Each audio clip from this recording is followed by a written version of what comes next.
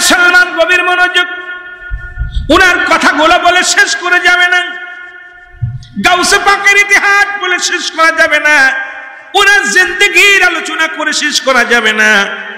উনি এত মাপের, এত বড় মাপের একজন আল্লাহর ওলি ছিলেন। আর ওনার একটাই মাত্র চিন্তা ছিল, একটাই মাত্র ধারণা ছিল, কোন ভাবে আল্লাহকে পাওয়া যাবে, কোন ভাবে আল্লাহ পাক আল্লাহকে খোঁজা যাবে, কোন ভাবে তার মুরিদানদেরকে আল্লাহমুখী করা যাবে, কোন ভাবে মানুষ অবলম্বা জানেন আল্লাহ যারা চেনে নাই তাদেরকে কোন ভাবে চেনানো যাবে। তিনি এসেছিলেন কোন দাওয়াত নিয়ে? একমাত্র ইহদিনাস সিরাতাল মুস্তাকিম।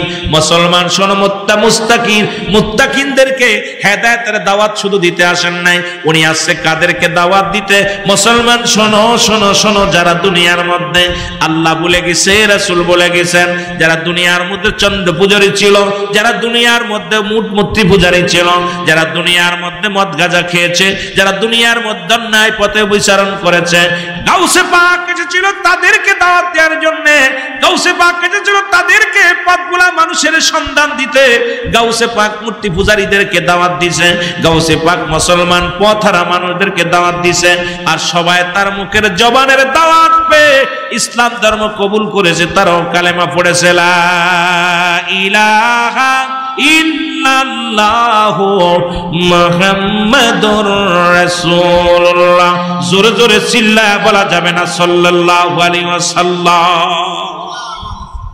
গাউসে পাকের শান মান, রাত চলে যাবে, ঘন্টা চলে গেছে, আর ওদিকে যাব না। মুসলমান শুনে নাও, আজকে অধিকাংশ মুরব্বী ধরা পড়ে যাবেন নিজের সন্তানের কারণে।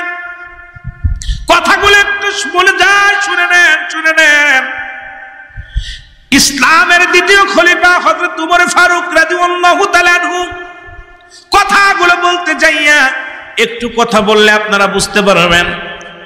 গাউস মুসলমান শুনে নাও, দ্বিতীয় খলিফা হযরত উমর ফারুক রাদিয়াল্লাহু তাআলা আনহুর কাছে এক বৃদ্ধা তার সন্তানকে ধরে নিয়ে চলে আসলেন, টানতে টানতে ধরে নিয়ে আসলেন, সন্তানকে ধরে আনছে। হযরত উমর ফারুকের সামনে বলে, হুজুর আমার ছেলের বিচার করা লাগবে, আমি আমার ছেলেটা আপনার কদমের মধ্যে আনলাম।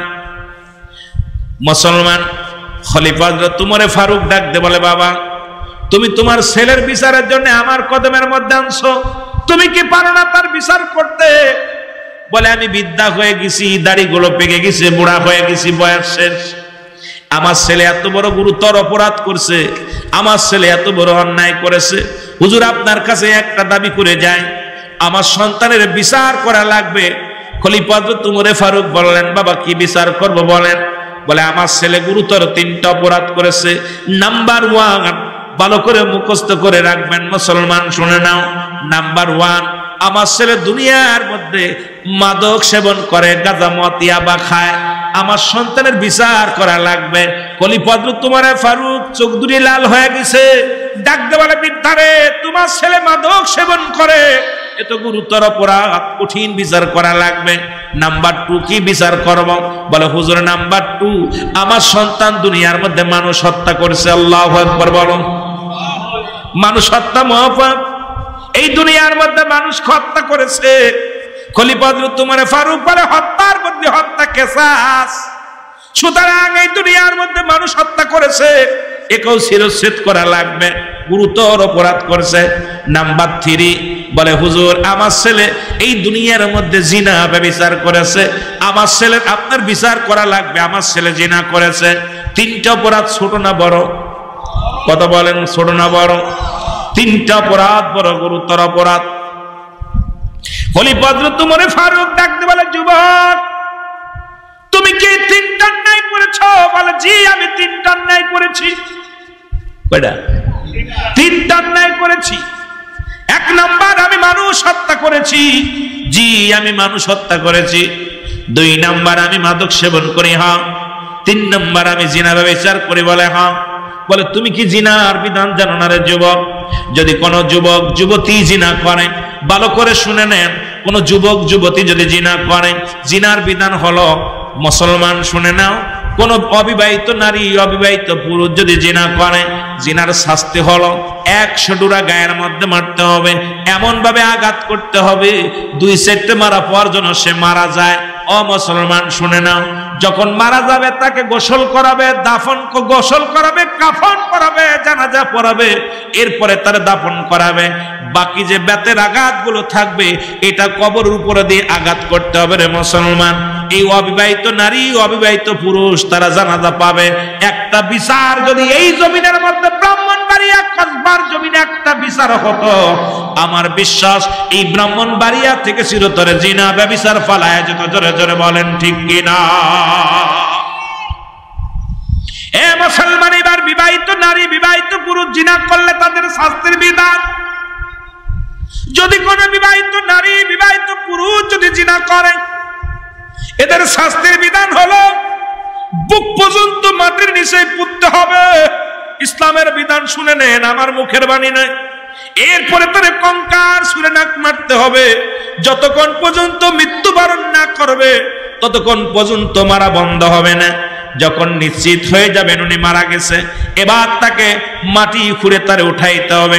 মাটি খুঁড়ে উঠাইয়া, এ মুসলমান শোনো, বিবাহিত নারী, বিবাহিত পুরুষের এই জিনাকারীর কি করা যাবে না? দাফন করা যাবে না, কাফন করা যাবে না। বিবাহিত মুসলমান নারী, এদের জানাজা পাবে না। এদেরকে দিবালয়ে মানুষের সামনে মুসলমান কুকুর শিয়াল দিয়ে লাশটা খাওয়া দিতে হবে।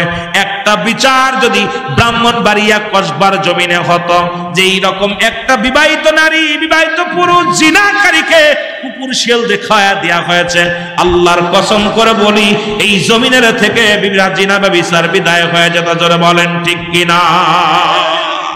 ও মুসলমান শোনো, এই বড় পীর যারে বোঝায়, যাকে আমরা সবাই জানি বড় পীর বলিয়া, ওনার এত দাম। তৎকালীন জামানায় ওনার নামটা যদি কোনো ব্যক্তি অপবিত্র অবস্থায় নিত, এই দুনিয়ার মধ্যে একটা করে থর পড়ে যেত, কাল্লা পড়ে যেত। আজও পর্যন্ত, কিয়ামত পর্যন্ত পবিত্র অবস্থায় গাউসে পাকের বিনা জুতে নাম নিলে একটা পশম কেটে পড়ে। কারণ গাউসে পাকের এত পাওয়ার, এত ক্ষমতা দিছে আমার আল্লাহ। জোরে জোরে চিল্লায় বলেন সুবহানাল্লাহ। আর একটু জোরে জোরে চিল্লায় বলা যাবে না মারহাবা। এই ওলি আল্লাহর বাংলাদেশ, শাহজালালের বাংলাদেশ, শামগদুবের বাংলাদেশ, খানজানালির বাংলাদেশ, পরাণের বাংলাদেশ, ওলি আল্লাহর বাংলাদেশ, বাংলাদেশ, বাংলাদেশ। বলো কবুল করুন আল্লাহ, কবুল করেন আল্লাহ। ওগো তাদের পথে, তাদের মতে, তাদের পথে, তাদের মতে কবুল করেন আল্লাহ, ওগো কবুল করেন আল্লাহ।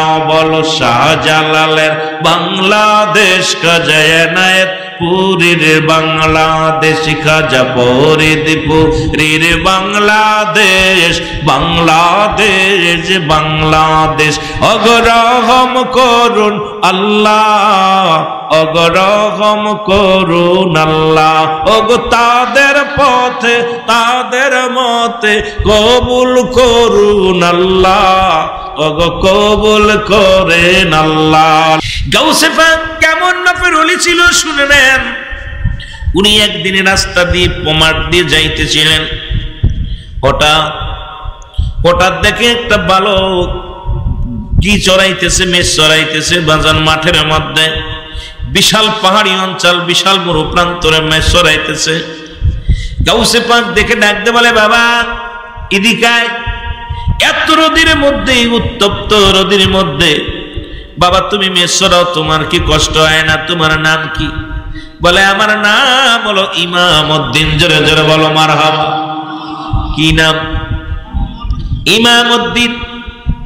বাড়ি কই? কই গ্রামে, পাশের গ্রামে। বাবার নাম কি? অমুক। বাবারে তোমার এত সুন্দর চমৎকার নাম, তুমি কেন মেষ চড়াও?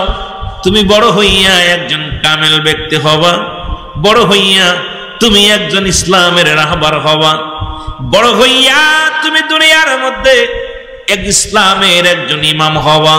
তুমি বড় হইয়া কোরআন হাদিসের দাওয়াত দিবা, তুমি কেন গরু পালো বাবা? ইমামউদ্দিন রে, ইমামউদ্দিন কয় আমি কি করে এত বড় হব আপনি বলেন?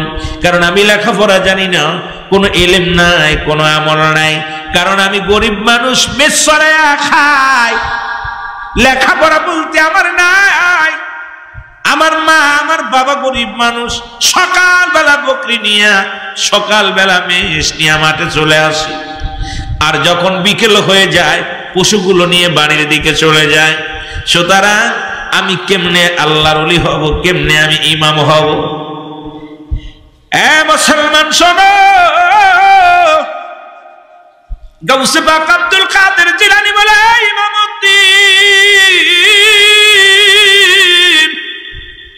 তুমি কি ইমাম হতে চাও কিনা? বলো হুজুর কে বানা চায়, আপনি দোয়া করেন। কয় ইমাম হব কেমনে?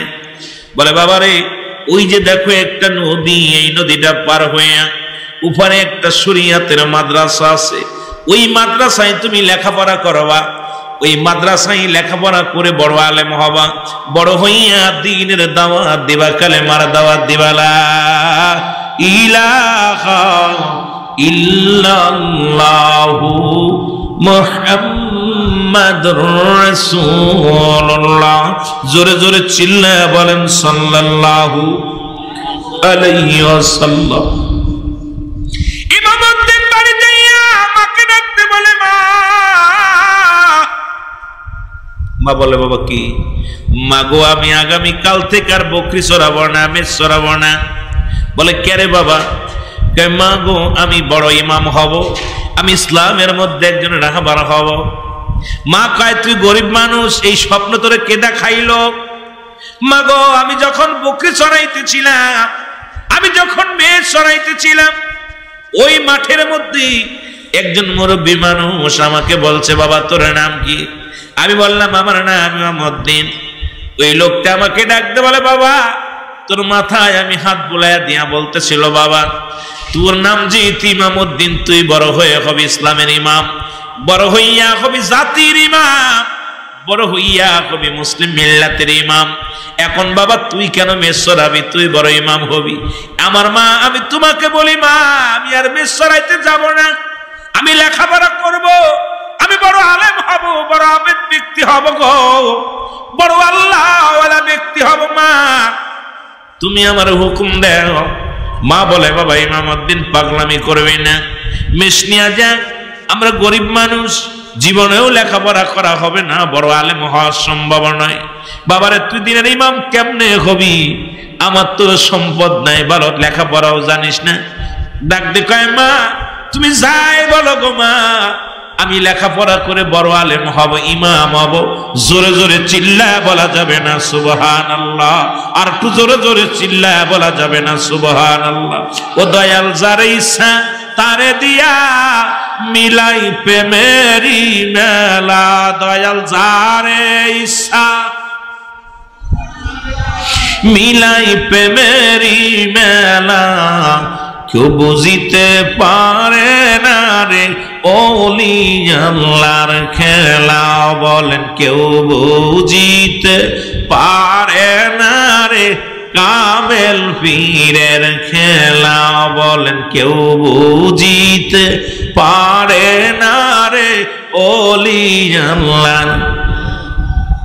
ও দয়াল যারে ইচ্ছা তারে দিয়া মিলাই প্রেমেরি মেলা, দয়াল যারে ইচ্ছা তারে দিয়া মিলাই প্রেমেরি মেলা, কেউ বুঝিতে পারে না রে কামেল পীরের খেলা।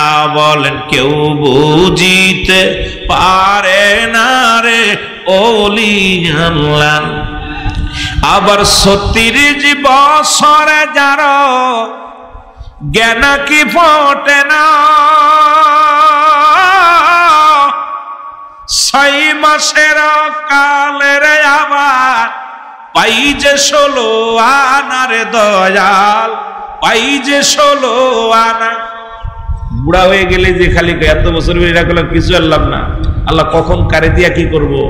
বুড়া হইলে জৈব, বয়স হইলে হইব না। কোন পাগলটার ভিতরে এই প্রেম ঢুকায় দিছে, এই পাগলটারে নিয়ে খেলবো। আল্লাহ জোরে বলেন ঠিক কিনা? ৩০ বছরে জানো জ্ঞান কি ফোটে না, ৬ মাসের কালের আবার পাই যে ১৬ আনার দয়াল, পাই যে ১৬ আনা। ও দয়াল যারে ইচ্ছা তারে দিয়া মিলাই প্রেমেরি মেলা, কেউ বুঝিতে পারে না রে আল্লাহ তাআলার খেলা। বলেন কেউ বুঝিতে। সাধনা করতে হবে, সাধনে ভজন করতে হবে। এটা করতে করতে আনাল হক মনসুর হাল্লাস করেছিল। মনসুর হাল্লাস করার কারণে মনসুর বলেছিল আনাল হক আমি আল্লাহ। শরিয়াতের মৌলবীরা কয় কাফের হয়ে গেছে। শরিয়াতের মৌলবীরা কি কয়? ও কাফের। আরে শরিয়াতের মৌলবী তুই কি বুঝবি? তোর ভিতরে কোরআন ঢুকছে, এই কোরআনের ভিতরে জাহির কত আর বাতিন কত জানোস? কত হাজার আয়াত, কত হাজার বাতিন আছে, কত হাজার শরিয়াত আছে, এইগুলো তোর দাঁত ভেঙে যাবো বলতে গেলে, এর অর্থ কইতে গেলে।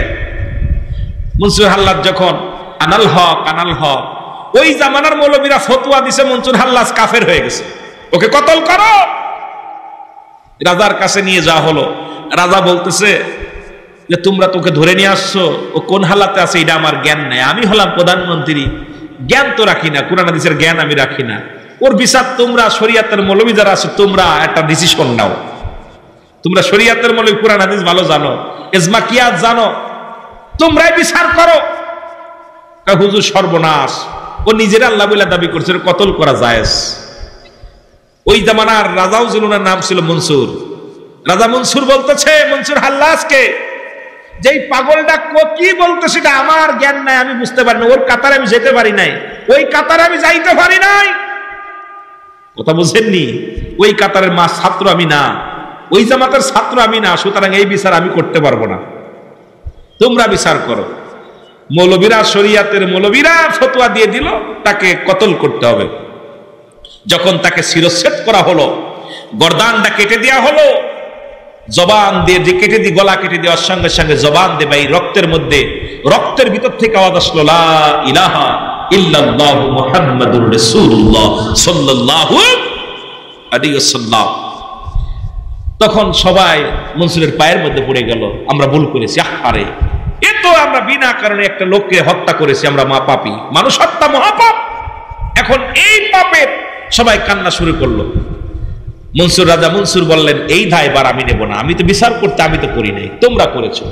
তখন তৎকালীন জামানে শরিয়াতের মৌলবীরা ওই মরা লাশ ধরে কাঁদতেছিল, যে যার জবান কাটা জবান দিয়ে বাইরে সে তো বলেছে আমি আল্লাহ, আমি না, আমি আল্লাহর হয়ে গেছি। আর ওই মৌলবীরাই ফতোয়া দেয় যে বান্দা যখন আল্লাহর হয়ে যায়, বান্দা আল্লাহ বান্দার হয়ে যায়, বান্দার হাত আল্লাহর হাত, বান্দার জিবা আল্লাহর জিবা, বান্দার চোখ আল্লাহর চোখ। আবার সেই মৌলবী ফতোয়া দিয়া নিজেই ফতোয়া দিয়া নিজের ফতোয়ায় নিজেই ধরা পড়ে। যারা বলে ঠিক কিনা? মনসুর হাল্লাসের কাতারে যাইতে হলে ওই কাতারে তাসাউফ জানতে হবে, শরিয়াত, তরিকত, হাকিকত, মারিফাত। এজন্য অ্যারিস্টটল কয় নো মাইসেলফ, নিজেকে নিজে চিনতে হবে, মাইনাফান নফস, নিজের নফসকে চিনতে হবে, কালবুস সালিম, আত্মাকে প্রসিদ্ধ করতে হবে। মানব দেহের বামদুদের নিচে একটা হাড়, হাড়ের নিচে একটা গোস্ত, গোস্তটাকে আরবিতে বলে কাল, ইংলিশে বলা হার্ট, বাংলায় বলে হৃৎপিণ্ড। এটা যাদের পবিত্র, সমস্ত দেহ রাজ্য পবিত্র। সুবহানাল্লাহ বলেন না? আর শরিয়াতের মৌলবী বলছে কলব থেকে মাথায়। কথা বুঝলেন? কত বড় কাট্টা বেয়াদব শরিয়াতের মৌলবী বইয়া। শরিয়াত শরিয়াত লাগবে, শরিয়াত হলো আমার জামা, এই মারিফাত আমার বডি। এই যে তিনটা আগুন, পানি, মাটি, বাতাস, কোথায় কোন আছে কোন হালাতে, এইটা তোমার জ্ঞান যদি না থাকে তোমার জিন্দেগি তো বরবাদ। জোরে বলেন ঠিক কিনা আমার ভাইরা? কাদের জিলানী, মাইউদ্দিন বাগদাদি, আর একটু জোরে বলুন। উনি যখন বললেন বাবা তোমার নাম ইমামউদ্দিন, তুমি হবে ইসলামের ইমাম, পাগলটার দিলের ভিতরে ঢুইকা গেছে, ওই কলবে কলবে দাগ লেগে গেছে। ওর আর ভাবতে বাকি নাই যে এমন একজন ব্যক্তি আমার দিকে তাকাইছে, আল্লাহ রাব্বুল আলামিন আমাকে কবুল করে নিছে। জোরে জোরে চিল্লায় বলো সুবহানাল্লাহ। মা বললেন বাবা মহিউদ্দিন রে, ছোট্ট মানুষ, মহিউদ্দিন ছোট্ট মানুষ ছিল, এখন বড় হয়েছে, তখন ওই জায়গা চলে গেছে, আমি এবার চলে গেছি উনার তাল বেলেমের কথা বলতেছি, গাউসে পাকের কথা বলতেছি। যেহেতু ওই মুরব্বীকে আমি চিনি না, ওই মুরব্বী মাওলানাকে চিনি না, কে বা কারা বললো তুমি যাও, ও বাবা ইমামউদ্দিন তুমি নিয়ে যাও, মেষ পালন করো, মেষগুলো নিয়ে যাও। ইমামউদ্দিন কয় মা আমি মেষ চড়াতে যাব না। ইমামউদ্দিন কি করলেন, ইমামউদ্দিনের মা একটা লাঠি হাতের মধ্যে নিলেন, লাঠি নিয়ে একটা কুঞ্চি বা একটা পাটকাঠি হাতের মধ্যে নিয়ে ইমামউদ্দিন দাবড় দিলেন। ইমামউদ্দিন দৌড়াইয়া দৌড়াইয়া যায় একটা মসজিদের মধ্যে প্রবেশ করলেন। আসো মুসলমান, 10টা থেকে শুরু করে দুপুর পর্যন্ত, নামাজের আগ পর্যন্ত ইমামউদ্দিন মসজিদের মেম্বারের নিচেই যে পালায় রইলেন। মা দরজায় দাঁড়ায় আছে, ডাকতে বলে ইমামউদ্দিন রে বাইর হও, মসজিদ থেকে বাইর হও। ইমামউদ্দিন কোনো কথা বলে না, বাইর হয় না। মুয়াজ্জিন সাহেব আযান দিতে আইছে, আযান দিতে আইয়া আযান শেষ করার পর দেখে ইমাম ছোট্ট একটা মানুষ মেম্বারের নিচেই পালায় আছে। ডাকতে বলে বাবা তুমি এই মসজিদের মধ্যে কেন? বলে আগে বলেন আমার মা আসেনি। কয় কোনো মাটা তো দেখলাম না, কোনো মেয়ে তো দেখলাম না। এর মুসলমান শোনো, তুমি এখানে কিসের জন্য আসছো? কয় আমার মা আমার দাবড় দিছে, আমি পালায় আসছি।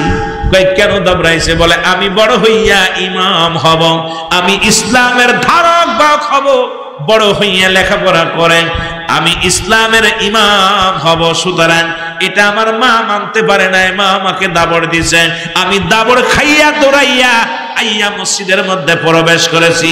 মুয়াজ্জিন সাহেব কয় ও বাবা শোন, মুসলিম জাতি নয়, গোটা পৃথিবীর মানুষের হলো মসজিদ হলো মুসলিম জাতির জন্য সবচেয়ে নিরাপদ জায়গা। এখানে কোনো ব্যক্তি যদি আশ্রয় নেয় আর পৃথিবীর কোনো শত্রু আক্রমণ করতে পারে না।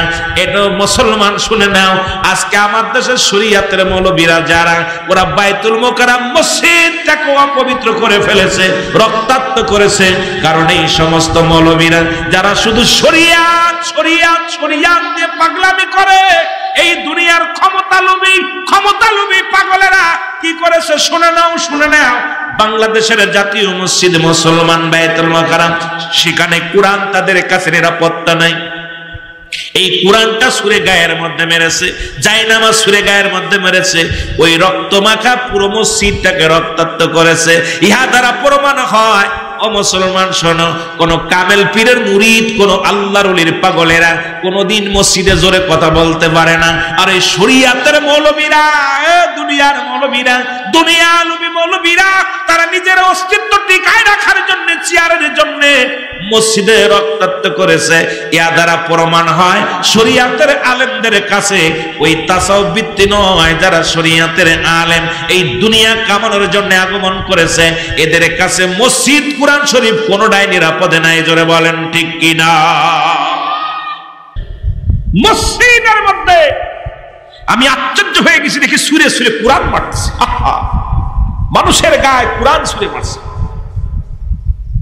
যে কোরআন আল্লাহ পাঠাইলেন যেদিন আসমান বলে আমার ভিতরে দিও না, পাহাড়ে পাঠাইলেন পাহাড় বলে আল্লাহ আমাকে দিও না, এই ভার সহ্য করতে পারবো না, গাছের মধ্যে দিনে গাছ পুড়ে ছাই হয়ে গেল, এই মানুষের মাথায় দিছে। এই মানব জাতি এত বড় পার শক্তি কোরআন দিয়েছে আল্লাহ ওদের মানব জাতির বেড়ে নেই, আর সেই মানব জাতি কোরআন শুনে মানুষের গায়ে মারতেছে। আমি দেখে আশ্চর্য হয়ে গেছি। আজকে আল্লাহর ওলিদের মাজার গুলো ভাঙে, আবার দেখলাম মসজিদে যাইয়া ভগবানের স্মরণ করে। জোরে বলেন ঠিক কিনা? মন্দিরে যাইয়া কথা কয় না, কথা কয় না ঠিক কিনা? এরা কিসের ইসলাম? দাড়ি আছে, টুপি আছে, পাগড়ি আছে। মুসলমান আল্লাহ কমিনান নাস, মানুষের মধ্যে মাকুল, তারা বলবে আমার নেতার ঈমান আছে, বিল্লাহি আল্লাহর প্রতি, বিল ইয়াউমিল আখির, আখিরাতের প্রতি বিশ্বাস স্থাপন করেছে।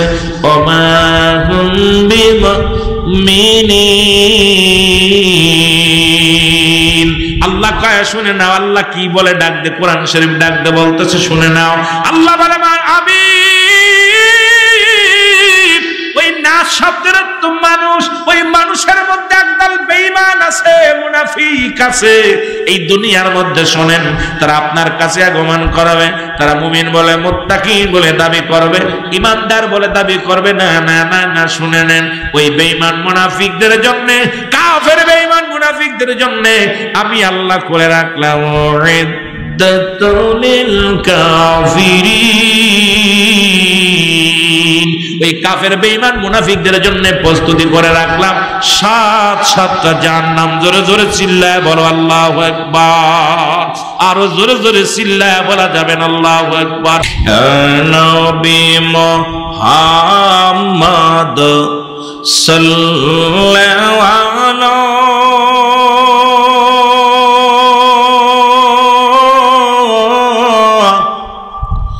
আপনার দুরুদ আসে খয়তানা ইয়া নবী।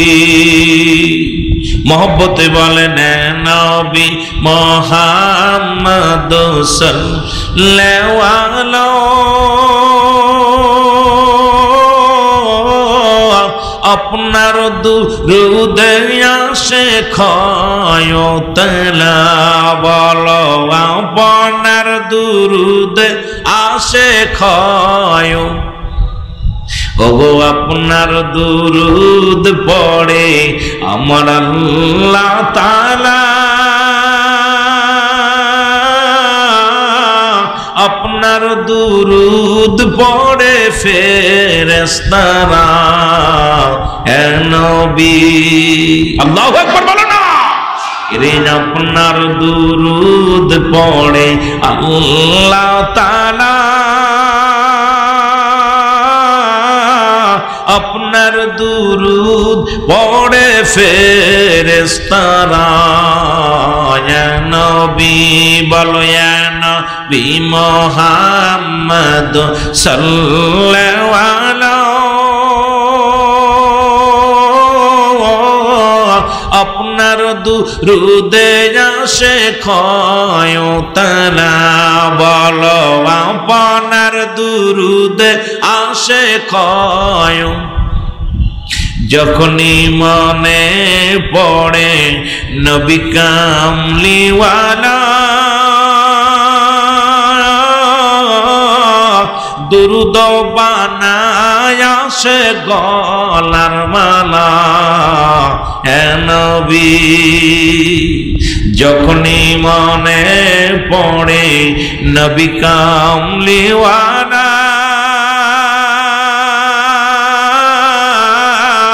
দুরুদ বানায় আসে গলার মালা হে নবী। হে নবী মুহাম্মদ সাল্লাল্লাহু আলাইহি আপনার দুরুদে আসে খয়তানা। বলেন আপনার দুরুদে আসে খয়, কাঙ্গালের এই মিনতি শোনো মদিনাওয়ালা, আমরা আর কিছু চাই না, চাই শুধু কদম তলা ইয়া নবী। আবার বাবারা গৌসে পাক আব্দুল কাদের জিলানীর প্রেমে কেমন ভাবে পড়েছিল। মসজিদ হলো মুসলমানদের একমাত্র নিরাপদ স্থান। যদি কোনো ব্যক্তি খুন করে মসজিদে প্রবেশ করে, যতক্ষণ পর্যন্ত মসজিদ থেকে বাইরে না হবে তার উপর আক্রমণ করা যাবে না। অসংখ্য মানুষ রাসূলুল্লাহর কদমের মধ্যে গিয়েছিল, নবীর মসজিদে নববীর মধ্যে বসে আছে। কয়েকজন অমুসলিম আগমন করলেন। বাবারা মনে রাখবেন, ভালো করে শুনে নেন। নবীজিকে সাহাবীরা বলে ইয়া রাসূলুল্লাহ, ইয়া হাবিবাল্লাহ, আপনার কাছে কয়েকজন মুসলিম আগমন করেছে। রাসূল বললেন ওদের আসতে দেন। রাসূল বললেন আসতে দেন। সাহাবীরা বলে ইয়া রাসূলুল্লাহ, ইয়া হাবিবাল্লাহ, ওরা তো মুসলিম। বলে যেহেতু এসে পড়ছে ওদের আসতে দেন। রাসূলুল্লাহর কদমের মধ্যে আসলেন। সাহাবীরা বলে ইয়া রাসূলুল্লাহ, এদের বসতে দেব কোথায়? যেহেতু আল্লাহর ঘর। ইয়া রাসূলুল্লাহ, ইয়া হাবিবাল্লাহ, ও মুসলিমদের কোথায় বসতে দেব একটু বলেন। নবীজি বললেন উত্তম জায়গা বসতে দাও। সাহাবীরা বললেন উত্তম জায়গা? উত্তম জায়গা বলতে তো বোঝায় আপনার পার্সোনাল কামরা। নবী বললেন না। আবার বললেন উত্তম জায়গা বসতে দাও। এরপরে সাহাবীরা বললেন হুজুর তাহলে পাশের কামরা। নবী বললেন না। আবার নবী বললেন উত্তম জায়গা বসতে দাও। এবার সাহাবীরা বসে রইলেন। নবীজি সাহাবীরা বলেন ইয়া রাসূলুল্লাহ, ইয়া হাবিবাল্লাহ, কোথায় উত্তম জায়গা এটা আমাদেরকে একটু জানায়া দেন, আপনি বলেন। নবী বলেন যেহেতু আমার কাছে আছে পৃথিবীর সবচেয়ে উত্তম জায়গা হলো আল্লাহর ঘর মসজিদখানা, যেহেতু আমার কাছে আছে আমার পাশে তারে বসতে দাও। এবার মুসলমান ও মুসলিমেরা রাসূলুল্লাহর পাশে বসে গেলেন। নবী বললেন সাহাবীরা তোমরা নীরব থাকো। অমুসলিমেরা কি কইতেছে আমি একটু শুনতে চাই। অমুসলিমেরা বলে ইয়া রাসূলুল্লাহ, ইয়া হাবিবাল্লাহ, আমাদের কিছু জানার নাই, বলার নাই। আপনি রহমতের নবী, আপনি মাগফিরাতের নবী, আপনি নাজাতের নবী।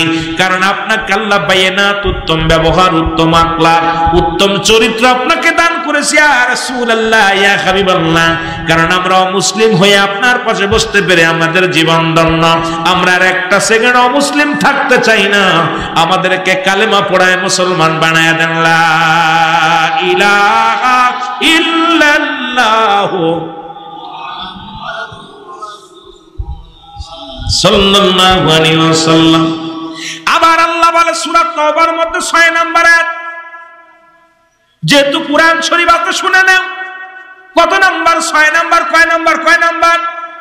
6 নম্বর আয়াত সূরা তাওবার। আমার মুখের বাণী না, পর্তুগাল রাসূলের হাদিস, বুখারীর হাদিস। আর এটা হলো কোরআন থেকে আমার আল্লাহ ডাক দিয়ে বলে হাবিব। 6 নম্বর আয়াতের মধ্যে আল্লাহ ডাক দিয়ে বলে হাবিব, আপনার কাছে যদি কোনো অমুসলিম আগমন করে, সর্বপ্রথম যদি তাদেরকে বসতে দেন, এরপরে যদি আপনার কাছে সাহায্য চায় সাহায্য দেন, যদি আপনার কাছে নিরাপত্তা চায় নিরাপত্তা দেন, যদি নিরাপদ স্থানে পৌঁছায় দিতে বলে আপনি পৌঁছায় দেন। আজকে মুসলমানদের কি আদর্শ আমার আল্লাহ শিখাইছে? আজকে মুসলমানের কাছে মুসলমান নিরাপদ নাই। এক মুসলমানকে পিটায় হত্যা করে, তার প্রমাণ আপনারা ব্রাহ্মণবাড়িয়ার জমিনে দেখায় দিয়েছেন। নবীর জুলুসে পাগল হইয়া রাস্তা দিয়া বাইর হয়েছে, আর এক মুসলমান হয়ে আর এক মুসলমানকে হত্যা করেছেন। তার মানে এমন মুসলমান, আপনারা এমন মুসলমান হয়েছেন যে মুসলমানের মধ্যে নবীর আদর্শ নাই। সে মানুষ হত্যা করতে তাদের কষ্ট হয় না। জোরে বলেন ঠিক কিনা? কোরআন শরীফ থাকলে খোলেন সূরা তাওবা 6 নম্বর আয়াত। কত নম্বর? আয়াতগুলো আমি যে নাম্বার বলবো, পৃষ্ঠা বলবো, দলিল বলবো, খুঁজবেন। আজকে আশ্চর্য হয়ে গেলাম যে ব্রাহ্মণবাড়িয়ার রাস্তার মধ্যে পিটায়া কুকুরের মতো পিটায়া হত্যা করেছে তাকে। অপরাধ কি? রাসূলকে ভালোবাসা। যেটা বলেন ঠিক কিনা? এরা মুসলমান? কথা কয় না। এক মুসলমানের কাছে নিরাপদ নেই। কিসের মুসলমানিরা? এরা মন্দির পাহারা দিয়া মুসলমান। ঠিক কিনা? ঠিক কিনা? কথা বলেন কি মুসলমান?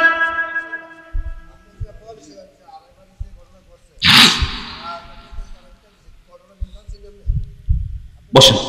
এ মুসলমান শোনো, রাসূল সাল্লাল্লাহু আলাইহি ওয়াসাল্লাম যাকে করছে এটা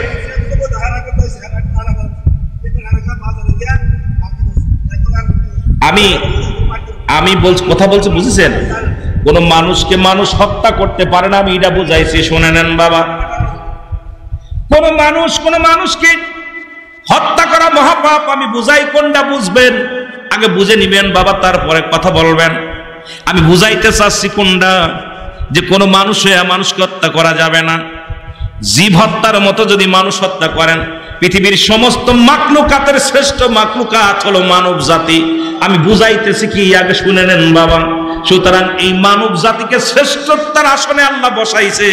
এই মানুষগুলো কোনোদিন অমানুষের মতো ব্যবহার করা সম্ভব নয়। জোরে বলেন ঠিক কিনা? আস্তে বাবা, আমি বুঝাই কি শুনবেন, তারপরে কথা বলবেন। তুই বলি বসবেন, তারপরে কথা বলবেন। শেষ যে মানব জাতিকে আল্লাহ শ্রেষ্ঠত্ব আসলে বসাইছে। এই মানুষ তো মারামারি হট্টগোলের জন্য না। এই মানুষগুলো মানুষ হত্যা করবে কেন? আহা, তার ভিতর পশুত্ব যায় নেই, এই জন্য মানুষ হত্যা করছে। বুঝায় কি আগে বুঝবেন। আমি কাউকে আঘাত করতে, কাউকে বেদাল বাঁধাতে এখানে আসি নাই। কথাগুলো শেষ করার পর যে আপনাকে আমাকে যে জ্ঞান দিছে এটা পশুর দেয় নাই। পশু যেখানে খায় সেখানে পায়খানা করে, পশু যেখানে খায় সেখানে ঘুমায়। আপনি এটা পারবেন না, কারণ আপনাকে শ্রেষ্ঠত্বের আসন দিছে। সুতরাং আপনিও পশুর মতো ব্যবহার করতে পারেন না। জোরে বলেন ঠিক কিনা? বুঝবেন আমি কোনটা বলতে চাচ্ছি। আমার ভাইরা, আমার বন্ধুরা, আমার শুনে নাও, গোটা পৃথিবীর মধ্যে চারিদিকে একটা বিপদ সংকেত। মুসলমান শোনো, গাউসে পাকের যে কথা বলতেছিলাম, এবার উনি বললেন, মুয়াজ্জিম সাহেব বললেন, বাবা আমি কিছু টাকা দিচ্ছি, নিয়ে চলে যাও, নদী পার হয়ে চলে যাও। মনে আসেনি? নদী পার হয়ে চলে গেলেন, যা দেখেন একটা চেয়ারের মধ্যে গাউসে পাক আব্দুল কাদের জিলানী বসে আছে। সালাম দিছে, আসসালামু আলাইকুম। হুজুর মুখটা ফিরে, ওয়ালাইকুম আসসালাম। বলে, হুজুর আপনি তো সেই ব্যক্তি গতকালকে যারা আমারে বলেছিলেন যে তোরে লেখাপড়া করে ইমাম হইতে হবে। বাবা তোর নাম ইমামউদ্দিন। হুজুর আপনি কই থেকে আসলেন? কয় বাবার এই মাদ্রাসা আমার। সুবহানাল্লাহ বলেন, আর একটু জোরে বলেন। এই দিন প্রতিষ্ঠান আমি করেছি ইসলামের বিধান শিক্ষার জন্য, কোরআন শিক্ষার জন্য, হাদিস শিক্ষার জন্য এই প্রতিষ্ঠান আমি করেছি। বাবা তুমি আসছো? কয় আইছি। কয় তুমি ভর্তি হও, লেখাপড়া করার জন্য ভর্তি করে দিলেন। এখন বড় মানুষ, একটু ইমামউদ্দিন একটু বড়, ছোট্ট ক্লাসে ভর্তি করেছে। ছোট ছোট মাসুম বাচ্চাগুলো এসে ডাক দেখে, ইমামউদ্দিন আমাদের পড়া কয়ে দাও, ইমামউদ্দিন আমাদের পড়া বলে দাও। লজ্জা দিতে লাগলেন। বড় ছাত্ররা কয়, ইমামউদ্দিন তুমি পড়াইতে আইছো না পড়তে আইছো? ইমামউদ্দিনের মনটা বড় মলিম হয়ে গেছে। হুজুর বলছে, বাবা বড় হয়ে লেখাপড়া করে বড় আলেম হবি, ইমাম হবি, দিনের ইমাম হবি। এখন দেখি মাদ্রাসার ছাত্ররা, ছোট ছেলেরা কয় পড়া বলে দাও, বড় ছেলেরা কয় পড়াতে আইছো না পড়তে আইছো? বালাই ছিল গরু পালতাম, বালাই ছিল রাখাল ছিলাম, রাখালি কাজ করাই ভালো ছিল। সুতরাং এগুলো বাদ দিয়ে আমি রওনা হয়ে গেলাম। বই খাতা টান্দে ফেলে তুই রওনা হয়ে গেছি। ইমামউদ্দিন আল্লাহর ওলি, আল্লাহর ওলি, ও মুসলমান গাউসে পাক আব্দুল কাদের জিলানী তাকায় দেখে বালক, ওই যুব ওই ছেলেটা কাঁদতে কাঁদতে রওনা দিয়েছে। পিছন থেকে আল্লাহর ওলি ডাক দে, বাবা গাউসে পাক ডাক দে, ইমামউদ্দিন কই যাও বাবা, কই যাও, কই যাও? হুজুর আমার আর ইমাম টিমাম হওয়ার দরকার নেই। আপনার মাদ্রাসার ছোট ছোট ছেলেরা বলতেছে তুমি পড়া করে দাও। বড় ছেলেরা এসে বলতেছে তুমি পড়াতে আইছো না পড়তে আইছো। সুতরাং আমি আর গরু রাখাল ছিলাম, ভালো ছিলাম, আমার আর ইমাম টিমাম হওয়ার দরকার নেই, চলতেছি। হ্যাঁ মুসলমান গাউসে পাক ডাকতে বলে, আয় বাবা আমার কাছে আয়। বুকের মধ্যে নিয়ে একটা চাপ দিলেন, চাপ দিয়ে মাথার মধ্যে হাত বোলাইয়া দিয়ে বলে, বাবা, ও বাবা ইমামউদ্দিন রে, আজ থেকে বড় ছাত্রদের পড়া তুমি বলে দেবা, ছোট ছাত্রদের তুমি পড়াইবা, কারণ আজ থেকে আমি তোমারে এই মাদ্রাসার মুহতামিম বানায়া দিলাম। জোরে জোরে চিল্লায় বলা যাবে না সুবহানাল্লাহ। হেড মুহাদ্দিস বানায়া দিলাম তোমাকে, সাধারণ কোন তুমি না, ছাত্র নয়, আজ থেকে আমি তোমার শিক্ষক বানায়া দিলাম। গাউসে পাকের এত ক্ষমতা ছিল, গাউসে পাকের এত দাম ছিল, গাউসে পাক এত শক্তি দান করেছিল আমার আল্লাহ। কে করেছিল? যেটা বলেন কে করেছিল? এই জন্য আল্লাহ বলে সূরা ইউনূসের মধ্যে 11 নম্বর পারা 62 নম্বর আয়াত, আল্লাহ বলে আলা নামাজের আগে আলা নাই, হজের আগে আলা নাই, যাকাতের আগে আলা নাই। আল্লাহ বলে আলা সাবধানিন না, নিশ্চয় আলা ইন্নাউলিল্লাহি, আল্লাহর তরফ থেকে যারা ওলি হয়, লা নাই খাউফুন শব্দের অর্থ ভয়, ওয়ালা যদি অবস্থান করে হুমদের উপরে হাজানুন, তাদের কোনো চিন্তা নাই, ভাবনা নাই। বাবারা শুনে নাও, শুনে নাও। সুতরাং আল্লাহর মাহবুবদের শক্তি দিছে আল্লাহ রাব্বুল আলামিন, ওলি আল্লাহদের শক্তি দিছে। আর খোদাই শক্তি নিয়া যদি কারোর উপরে নেক তাওয়াজ্জু শক্তি দিয়া তাকায়, আল্লাহ তারও এই দুনিয়ার মধ্যে কামিয়াব করে। জোরে জোরে চিল্লায় বলেন ঠিক কিনা? আর একটু জোরে জোরে চিল্লায় বলা যাবে না সুবহানাল্লাহ? বাইরে গেল পড়ালেখা করতে গাউসে পাকের এই পরশ পাথর, বলতেছিলাম আগে, এই আল্লাহর ওলিগণ পরশ পাথর, এদের কাছে যায়া মুসলিমেরাও মুসলমান হয়েছে। এই আপনাদের জমিনের মধ্যে, বাংলাদেশের জমিনে অসংখ্য আল্লাহর ওলিরা আছে যারা রাইফেল ধরে গুলি ধরে হত্যা করে ইসলাম কবুল করার নাই। ভালোবাসা দিয়া, প্রেম দিয়া, মায়া দিয়া, আদর্শ দিয়া আল্লাহ দিন প্রতিষ্ঠা করে। জোরে বলেন ঠিক কিনা? আর একটু জোরে বলেন ঠিক কিনা? তাদের সঙ্গে চললেই লাভ। সৎসঙ্গে সর্ববাস, অসৎসঙ্গে সর্বনাশ। আমরা চাই শান্তি না অশান্তি? জোরে জোরে বলেন কি চাই? আমরা চাই শান্তি। বাবা গভীর মনোযোগ। আর এই শান্তির জন্য প্রতিটা মানুষের মধ্যে আদর্শ আনতে হবে। এই জন্য নবী বলছে বালহুয়া কেলাম। আমার নবীর কথা শুনে নেন। নবী বলছে দুনিয়াটা হলো পচা দুর্গন্ধ মড়ি। মানুষের চরিত্র হলো কুকুরের চরিত্র। কুকুর যেমন মড়ি পাইলে খুশি হয়, বাবারা লক্ষ্য করে শুনবেন, নবীর কথা শুনে নেন। এই দুনিয়াটা হলো পচা দুর্গন্ধ মড়ি। মানুষের চরিত্র হলো কুকুরের চরিত্র।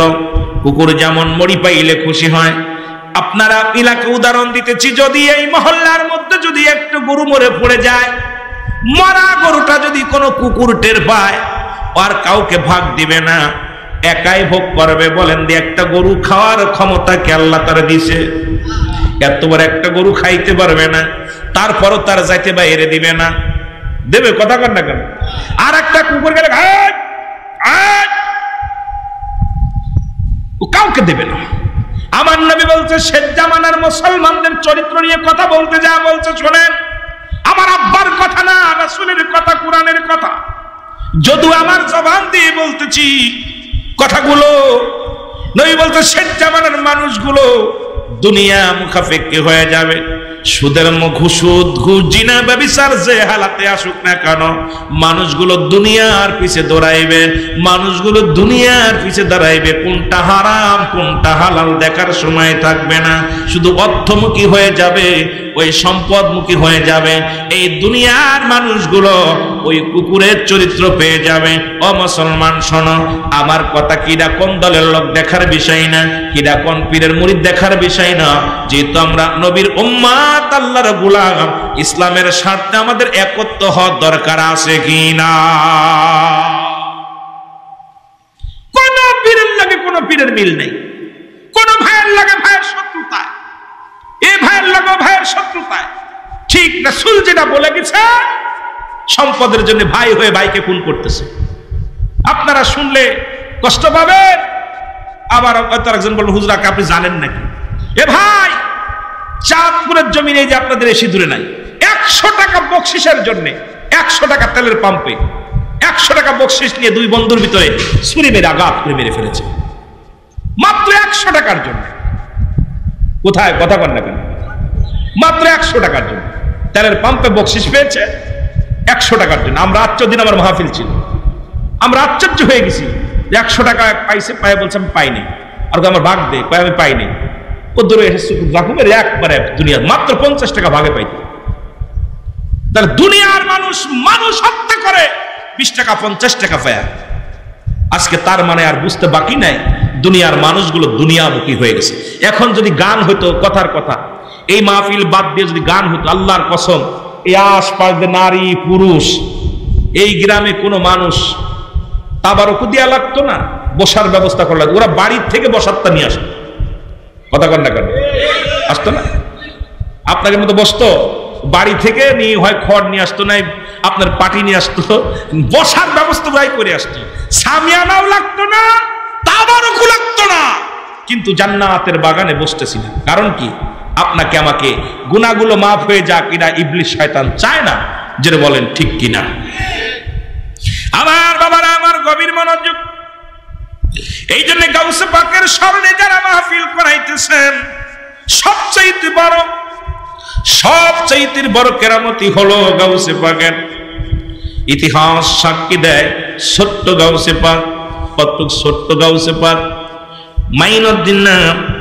ছোট্টবেলায় যে সত্য কথা বলতে হবে, আদর্শ মেনে চলতে হবে, যেটা উনিও টাচ দিছে, আপনারা শুনেছি, আমি আলোচনাটা শুনেছি। আমি বোঝানোর জন্য আপনাকে বলে যাই, ডাকাতির কাছে বলতেছে, হ্যাঁ আমার কাছে আছে, আমার মা বলেছে সত্য বলবি, মিথ্যা বলবি না। তাহলে আমাদের আর বুঝতে বাকি নাই, প্রাথমিক বিদ্যালয় হলো মা। প্রাথমিক বিদ্যালয় মা।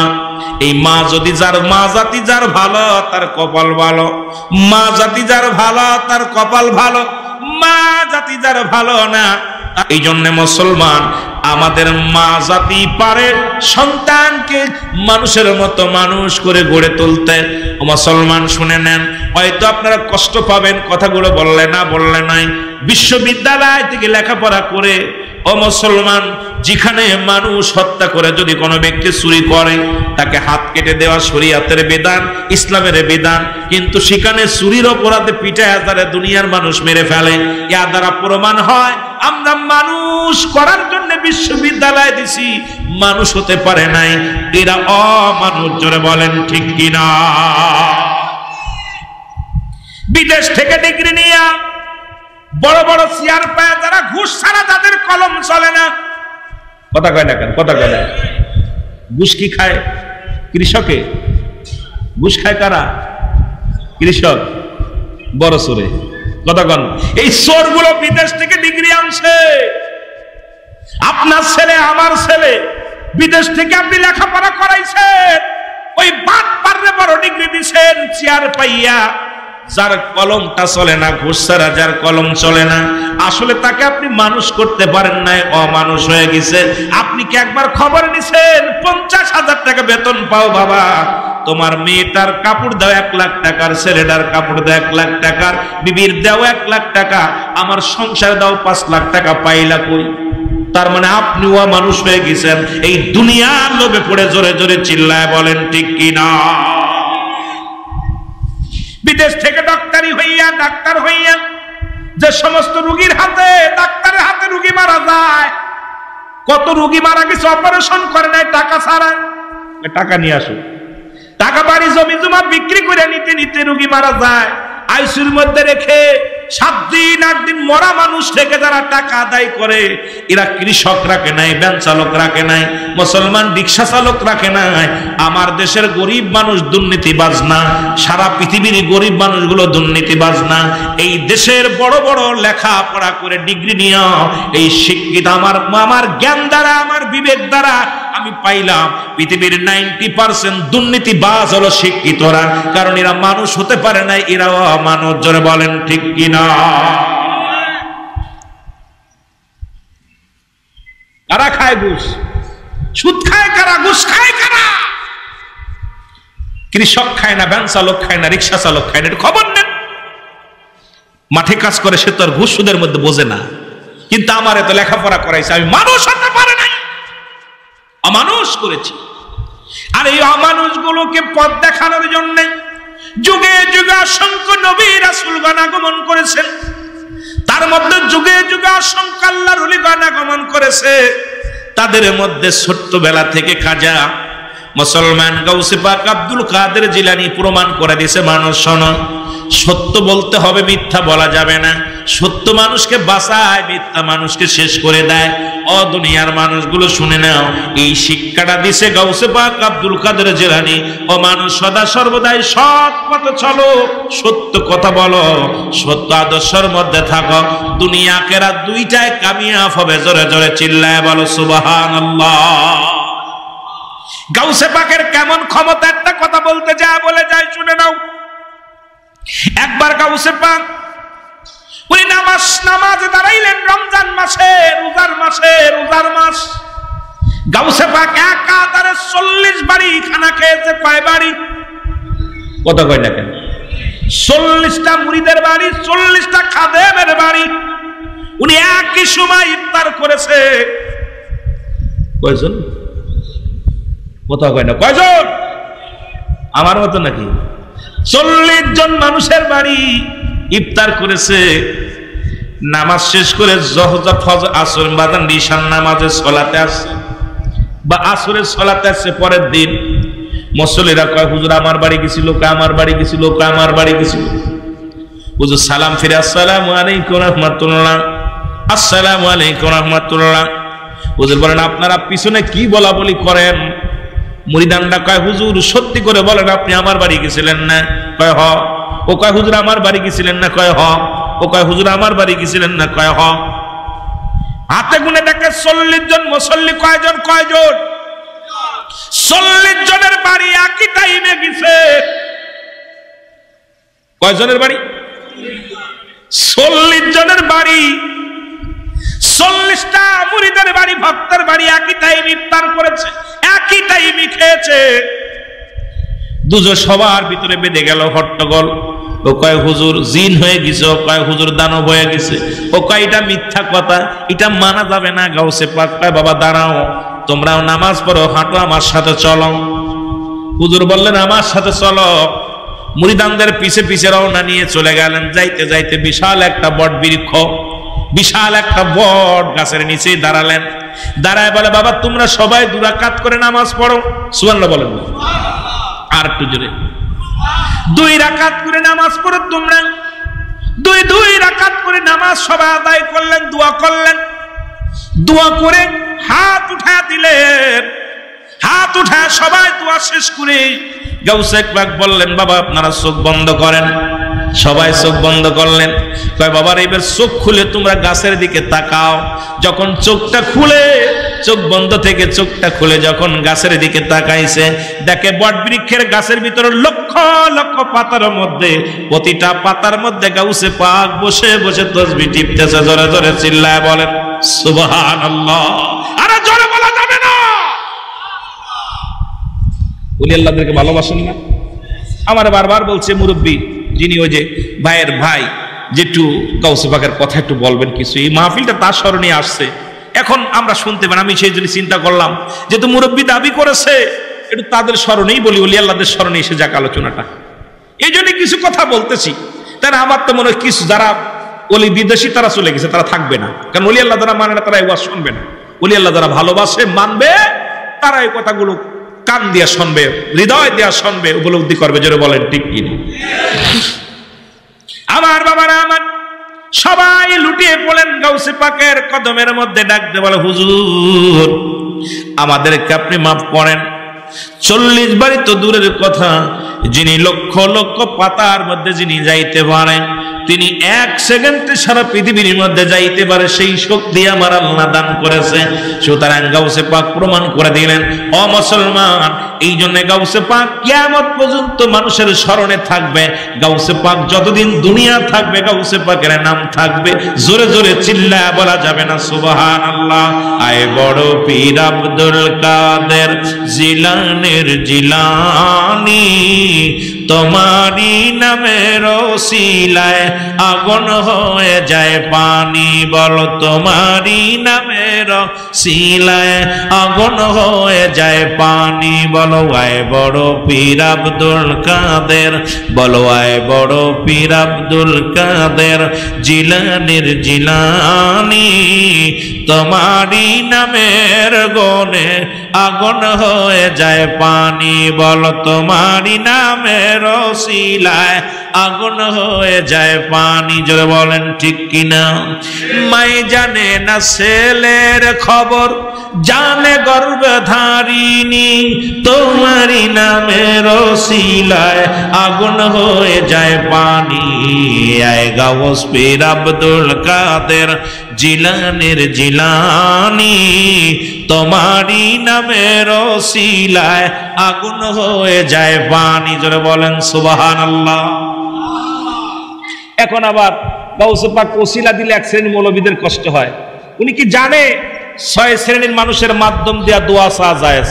নাম্বার 1 নবীগণ, ওলিগণ, গাউসগণ, কুতুবগণ, আলেমগণ, উলামাগণ।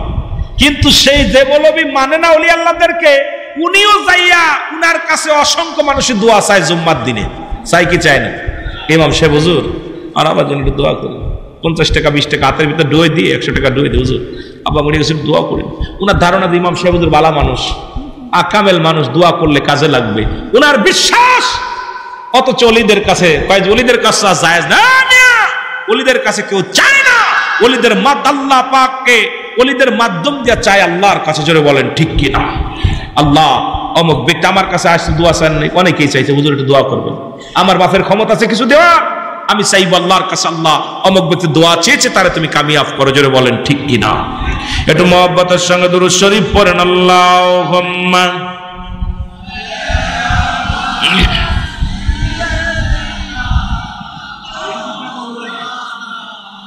ولا يعلي سيدنا